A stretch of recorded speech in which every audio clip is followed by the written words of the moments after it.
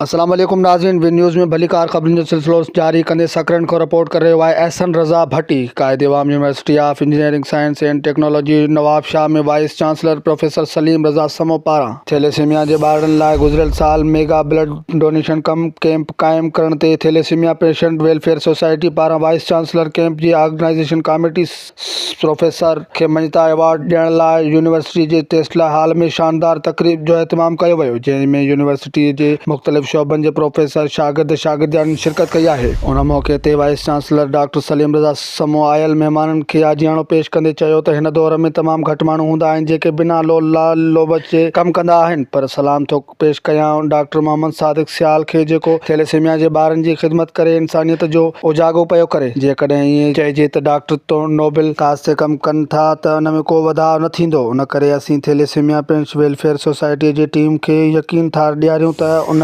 इंशाअल्लाह अव्हां साथ ऐं सहकार हमेशह जीअं रहंदो। मञता तक़रीब जे महिमान ख़ासि डॉक्टर मोहम्मद सादिक सियाल ॻाल्हाईंदे चयो त असीं इंतहाई शुक्रगुज़ार आहियूं वाइस चांसलर डॉक्टर सलीम रज़ा समो जा, जन सदाईं थैलेसीमिया जे ॿारनि जी सार लधी आहे। गुज़िरियल साल बि university mega blood donation camp क़ाइमु कई वई हुई ऐं हिन साल बि कैंप क़ाइमु कई वई आहे, जंहिंमें सवें ॿारनि जे थैलेसीमिया जे मसइले खे उजागर कयो वियो आहे। वधीक हिननि जो चवणु हुयो त असीं हुजूं न हुजूं पर हीअ हर साल कैंप क़ाइमु थींदी रहंदी ऐं हज़ारे ॿारनि खे इंशाअल्लाह बहितर खां बहितर कयो वेंदो। University of mega donation camp खे इंशाअल्लाह बहितर खां बहितर कयो वेंदो। हिन वक़्त जो अहम ख़बरूं, वधीक ख़बर ऐं अपडेट लाइ विज़िट कंदा विन न्यूज़ HT चैनल।